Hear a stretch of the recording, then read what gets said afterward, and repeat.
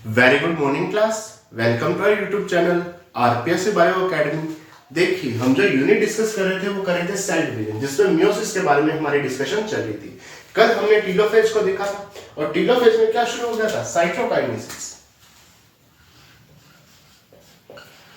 Cytokinesis cytokinesis है क्या?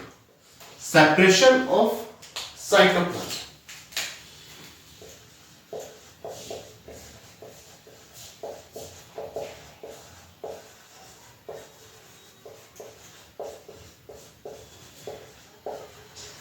Cytoplasm का सेपरेशन क्या कहलाता है? साइटोकाइनेसिस कहलाता है। अगर मैं एनिमल सेल की बात करूं तो एनिमल सेल में सेल फ्यूरो मेथड द्वारा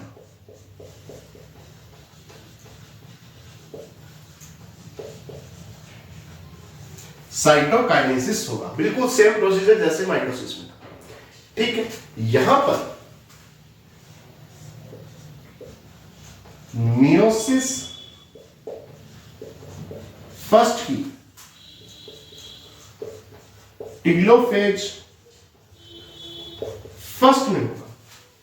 मियोसिस फर्स्ट की टीलोफेज फर्स्ट में क्या होगा? साइटोकाइनेसिस होगा, जहां पर दो हैप्लॉइड सेल बनेंगे।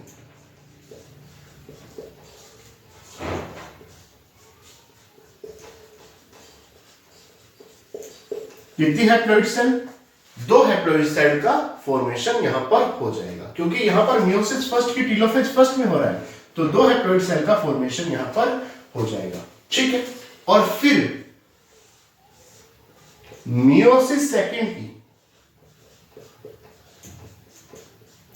टीलोफेज सेकंड में दोबारा से क्या होगा? साइटोकाइनेसिस, और यहां से 2 से 4 हैप्लॉइड सेल बनेंगे। तो एक एनिमल सेल से कितनी हैप्लॉइड सेल बनेंगी? 4 haploid cell.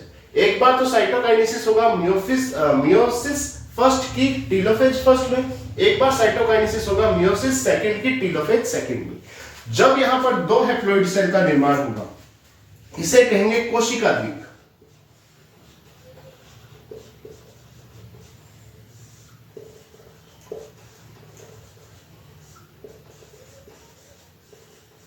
Died of sales.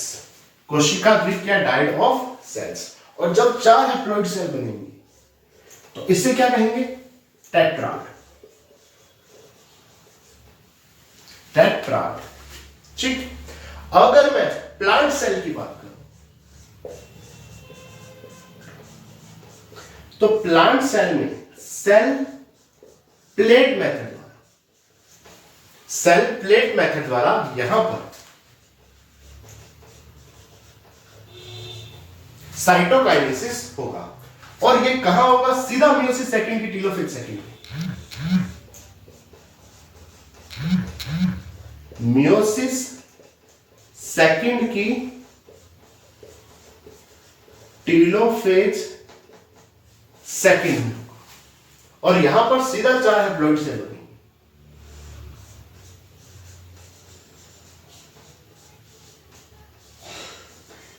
सीधा 4 हैप्लॉइड सेल यहां पर बनेंगे। ठीक है, और जिससे क्या कहेंगे? टेट्राड। तो यहां पर 4 हैप्लॉइड सेल बनेंगी। मियोसिस में 4 हैप्लॉइड सेल का फॉर्मेशन होगा। एनिमल सेल में पहले 2 बनेंगी, 2 से 4 बनेंगी, जबकि प्लांट सेल में मियोसिस सेकंड में टीलोफेज सेकंड में सीधा ही 1 से 2 और 2 से 4 सीधा ही एक बार में 4 कोशिकाएं बन जाएंगी। यहां पर एक बार में पहले 2 फिर 2 से 4 कोशिकाएं बनेंगी। ये क्या आ गया? साइटोकाइनेसिस आ गया। ठीक है, अब आगे बात करते हैं।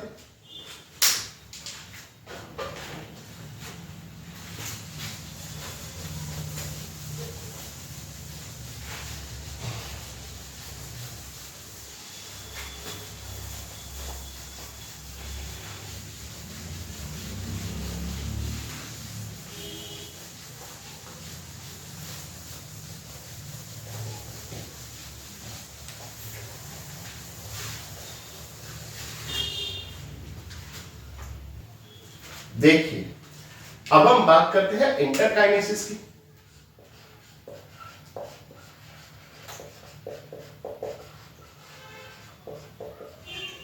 इंटरकाइनेसिस देखिए,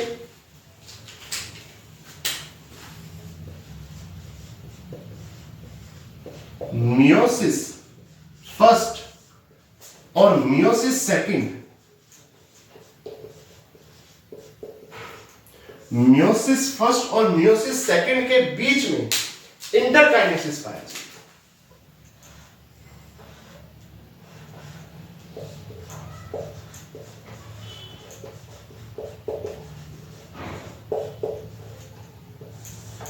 क्या पाया जाएगा साहब? इंटरकाइनेसिस पाया जाएगा मियोसिस फर्स्ट और मियोसिस सेकंड के बीच में।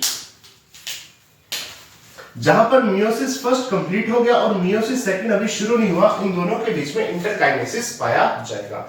अगर मैं इंटरकाइनेसिस की बात करूं तो यहां पर क्या होगा? Preparation of meiosis second, meiosis second की प्रिपरेशन होगी। जैसे इंटरफेस था ना, सेम टू सेम ये है। वहां पर किसके पहले पाया जा रहा था कि जो प्रोफेज है उससे पहले, एम फेज से पहले पाया जा रहा था, जिससे हमने क्या नाम दिया था? इंटरफेज। ये बेसिकली इंटरफेज ही है जो मियोसिस फर्स्ट और मियोसिस सेकंड के बीच में पाया जा रहा है। ठीक है, it is like interphase of mitosis.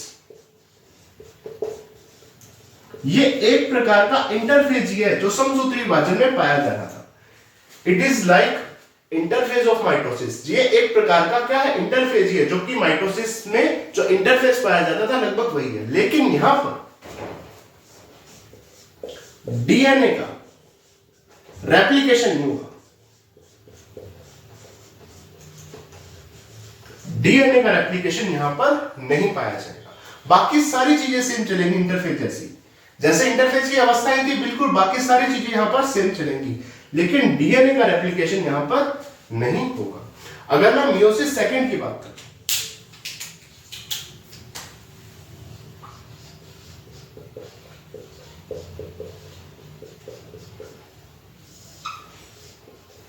Meiosis second की बात करूं तो यहां पर क्या क्या चीजें पाई जाएंगी? Prophase second, metaphase second,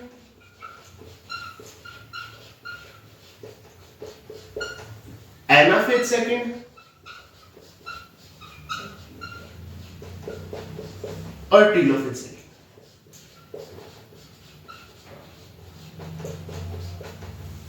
prophase second, metaphase second, anaphase second और टीलोफेज सेकंड। ये क्या होगा? मियोसिस सेकंड होगा। देखिए, मियोसिस फर्स्ट में क्या होगा?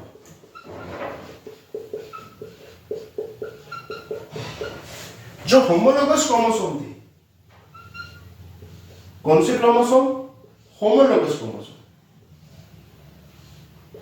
वो सेपरेट हो गए थे। होमोलोगस क्रोमोसोम यहां पर सेपरेट हो गए थे। ठीक है, अब यहां पर क्या होगा? ये अलग सेल में चला गया, ये अलग सेल में चला गया, दोनों अलग अलग सेल में जा चुके हैं। अब एक सेल से दो सेल बन चुकी हैं। ठीक है, अब यहां पर क्या होगा? सेंट्रोमियर डिवाइड होगा और क्रोमेटिड अलग अलग होंगे। सेंट्रोमियर डिवाइड होगा और क्रोमेटिड अलग अलग होंगे। ये क्रोमेटिड अलग सेल में चला जाएगा, ये क्रोमेटिड अलग सेल में चला जाएगा। वैसे ऊपर वाली सेल में ये क्रोमेटिड अलग सेल में चला जाएगा, ये क्रोमेटिड अलग सेल में चला जाएगा। तो अब यहां पर एक सेल से दो सेल बनी, दो सेल से चार सेल बनेंगी। अब क्रोमेटिड अलग अलग होंगे। अब सेंट्रोमियर का डिवीजन होगा। किसका डिवीजन होगा? सेंट्रोमियर का डिवीजन होगा। ठीक है, अब इसको देखते हैं मियोसिस सेकंड को।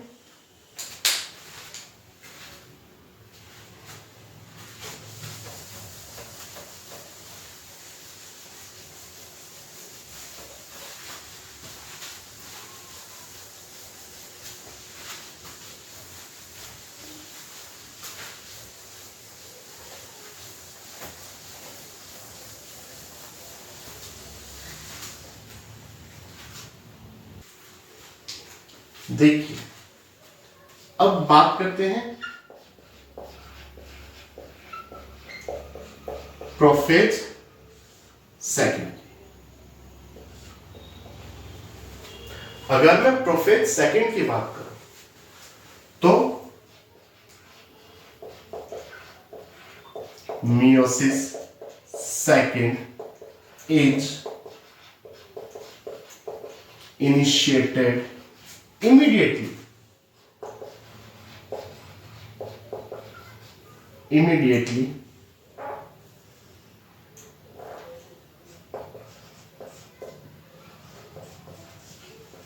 after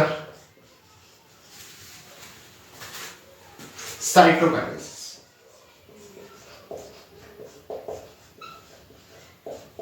साइटोकाइनेसिस के तुरंत बाद मियोसिस सेकंड यहां पर शुरू हो जाएगा। साइटोकाइनेसिस के तुरंत बाद इमीडिएट क्या शुरू हो जाएगा? मियोसिस सेकंड यहां पर शुरू हो जाएगा। जो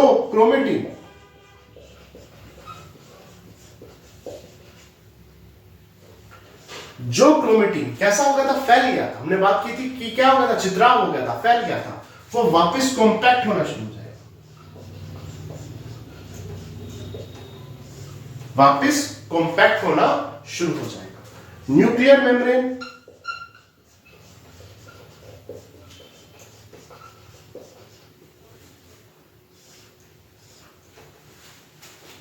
डिसॉल्व हो जाएगी या ब्रेक डाउन हो जाएगा।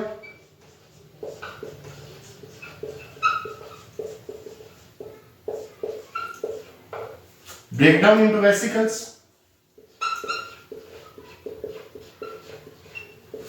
न्यूक्लियर मेम्ब्रेन क्या हो जाएगी? ब्रेक डाउन हो जाएगा, टूट जाएगी वेसिकल्स में। न्यूक्लियोलस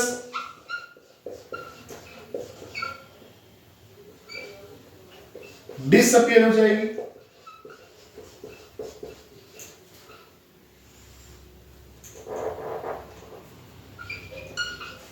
न्यूक्लियोलस डिसअपियर हो जाएगी, स्पिंडल फाइबर का फॉर्मेशन शुरू हो जाएगा। स्पिंडल फाइबर का फॉर्मेशन स्टार्ट हो जाएगा। प्रोफेज सेकंड में क्या क्या होगा? मियोसिस सेकंड इनिशिएटेड हो जाएगा, शुरू हो जाएगा इमीडिएटली, बिल्कुल उसके तुरंत बाद, साइटोकाइनेसिस के तुरंत बाद मियोसिस सेकंड की शुरुआत हो जाएगी। क्रोमेटिन था वो कॉम्पैक्ट होना शुरू हो जाएगा, वापस से कॉम्पैक्ट होना शुरू हो जाएगा। न्यूक्लियर मेम्ब्रेन टूट जाएगी, न्यूक्लियोलस डिसअपीयर होगी, स्पिंडल फाइबर का फॉर्मेशन यहां पर स्टार्ट हो जाएगा। ठीक है, अब आगे बात करते हैं।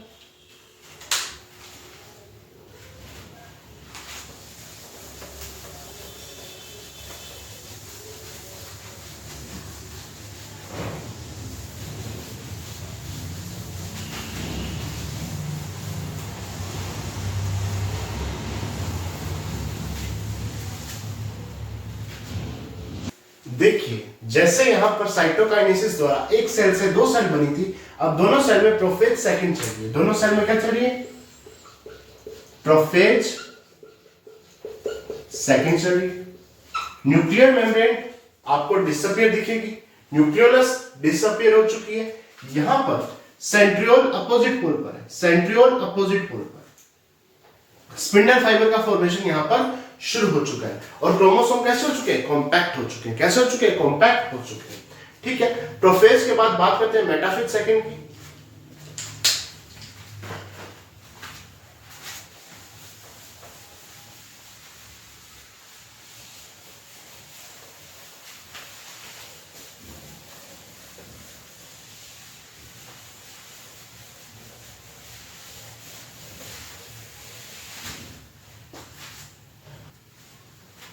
देखिए, अब बात करते हैं metaphase second.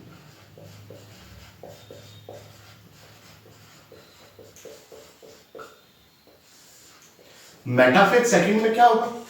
Chromosome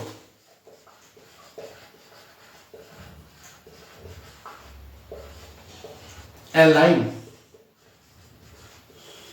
at the equator of cell। Chromosome कहां आकर इकट्ठे हो जाएंगे? सेल के इक्वेटर में। क्या बनाएंगे? Metaphase plate.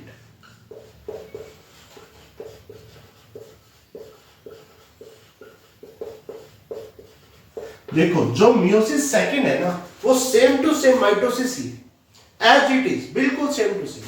वो क्या है? माइटोसिस ही है। जैसे वहां पर मेटाफेज प्लेट बन रही थी, वहां पर सारे क्रोमोसोम इक्वेटर पर आ गए थे, बिल्कुल वैसे ही मेटाफेज सेकंड में होगा जैसे माइटोसिस में होगा था। ठीक है, यहां पर स्पिंडल फाइबर अटैच हो जाएंगे किसके साथ? क्रोमोसोम के साथ। क्रोमोसोम के कौन से पार्ट में? तो काइनेटोकोर, और काइनेटोकोर ऑफ सिस्टर क्रोमेटिड।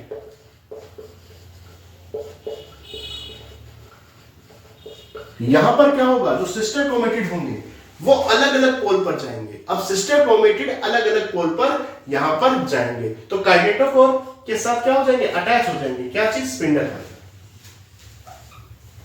ठीक है, तो एक तो क्रोमोसोम कहां आ गए? बिल्कुल इक्वेटर पर, और स्पिंडल फाइबर क्रोमोसोम के काइनेटोकोर के साथ अटैच हो गए। अब यहां से सिस्टर क्रोमेटिड अलग अलग होंगे। कौन कौन कौन अलग अलग होगा? सिस्टर क्रोमेटिड यहां पर अलग अलग होंगे। अब बात करते हैं मेटाफेज सेकंड के डायग्राम की।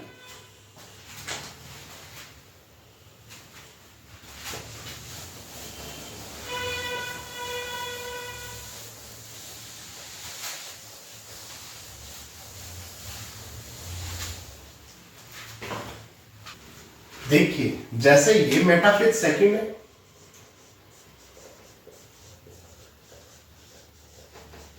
और ये भी मेटाफेज सेकंड है।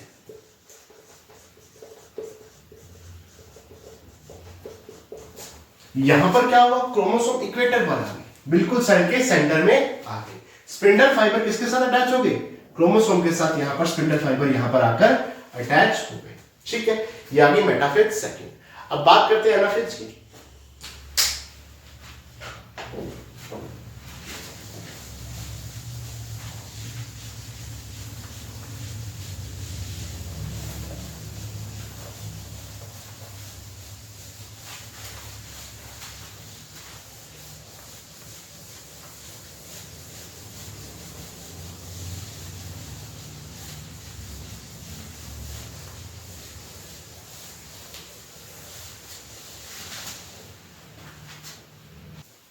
देखिए, अगर मैं आगे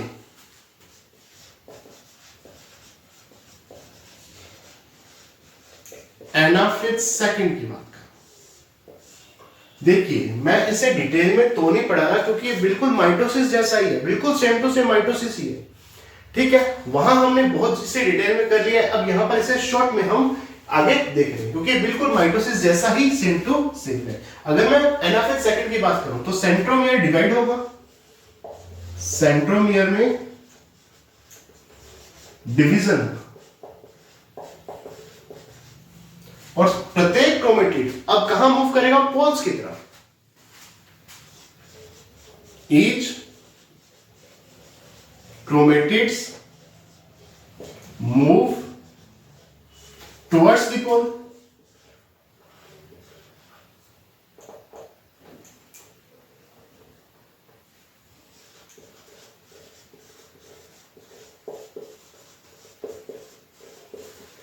अब मूवमेंट कहां हो जाएगी? पोल्स की तरफ मूवमेंट हो जाएगी प्रत्येक क्रोमेटिड की, क्योंकि क्रोमेटिड क्या हो गए? अलग अलग हो गए, सेंट्रोमियर डिवाइड हो गया।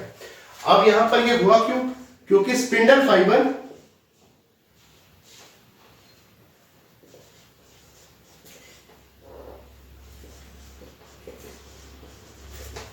शॉर्टनिंग होगी, स्पिंडल फाइबर में शॉर्टनिंग के कारण, या यूं कहूं तो पुशिंग पुलिंग मैकेनिज्म के कारण, पुशिंग पुलिंग मैकेनिज्म।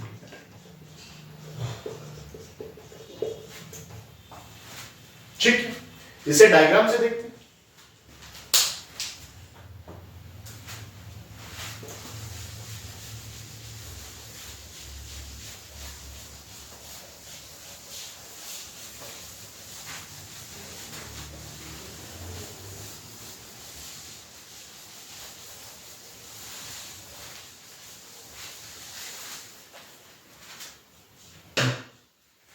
देखिए, जैसे ये एनाफेज सेकंड है, यहां पर जो क्रोमेटिड है ये क्या था? ये एक क्रोमोसोम था। अब क्रोमोसोम का सेंट्रोमियर टूट गया तो ये एक क्रोमेटिड, ये दूसरा क्रोमेटिड। ये क्या था? ये भी क्रोमोसोम था। ठीक है, ये क्रोमोसोम बीच में से टूट गया, उसका एक क्रोमेटिड, ये दूसरा क्रोमेटिड। जो क्रोमेटिड्स थे वो अपोजिट पोल्स की तरफ मूवमेंट करना शुरू कर देते हैं। ठीक है, यहां पर भी यही हो रहा है कि जो क्रोमेटिड्स थे वो अपोजिट पोल्स की तरफ मूवमेंट करना शुरू कर देते हैं। कौन सी अवस्था आ गई? Anaphase second. अब बात करते हैं टीलोफेज की।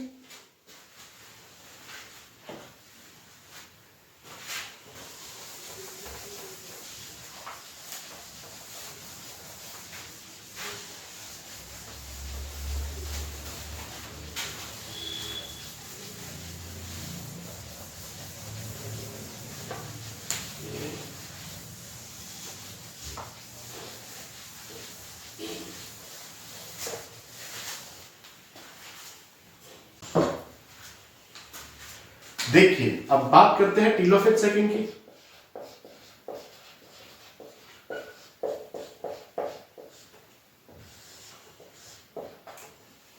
इसकी टीलोफेज सेकंड की, अगर मैं टीलोफेज सेकंड की बात करूं तो यहां पर बेसिकली क्या होगा कि आपको दो ग्रुप दिखेंगे क्रोमोसोम के।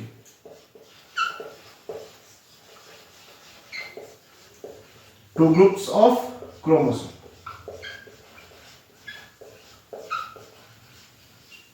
और उनके चारों तरफ न्यूक्लियर एनवेलप आ जाएगी।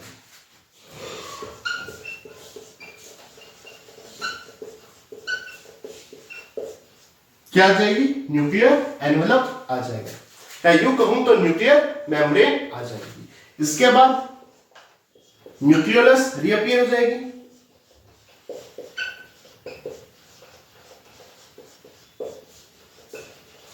साइटोकाइनेसिस होगा,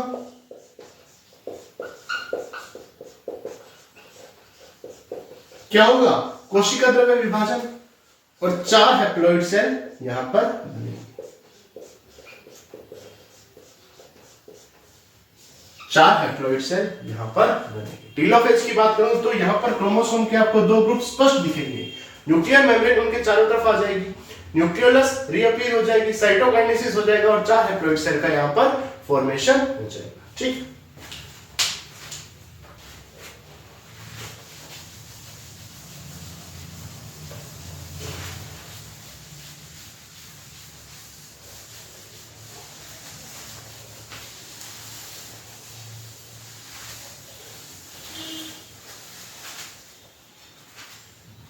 देखिए, ये टीलोफेज सेकंड अवस्था है।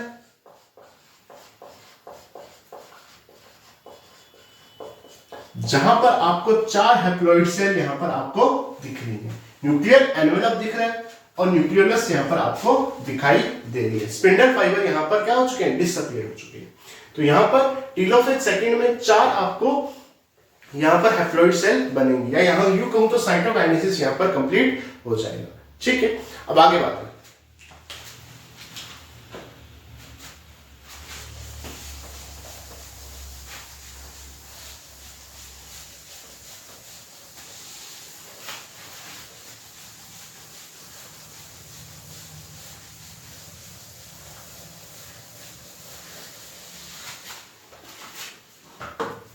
देखिए, अब बात करते हैं significance of meiosis.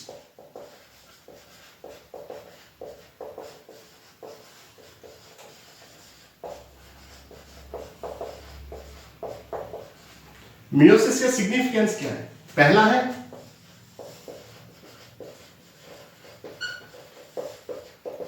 Conservation of chromosome number, या यूं कहूं तो यहां पर जनरेशन टू जनरेशन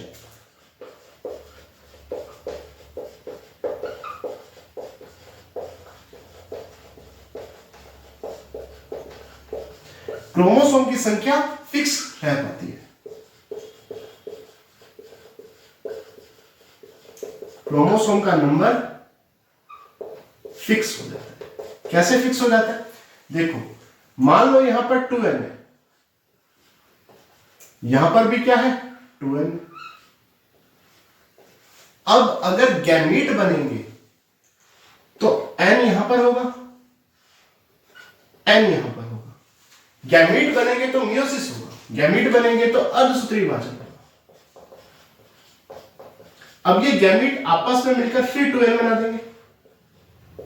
अगर मियोसिस ना होता तो ये भी 2n बनते, ये भी 2n बनते, आगे 4n बन जाता, है ना। तो यहां पर जनरेशन टू जनरेशन क्रोमोसोम का नंबर अगर फिक्स हो पा रहा है तो यहां पर conservation of chromosome number, chromosome का जो नंबर है वो क्या हो रहा है, कंजर्व हो पा रहा है, ठीक है, वो कंजर्व रह पा रहा है। अगर यहां पर 2n है तो यहां पर भी 2n है, ठीक है। दूसरा जेनेटिक वेरिएशन आती है, जेनेटिक वेरिएशंस आते हैं, कहां आते हैं, पेकाइटिन में, पेकाइटिन यानी प्रोफेज फर्स्ट में, क्योंकि यहां पर क्रॉसिंग ओवर होता है, और एनाफेज फर्स्ट में।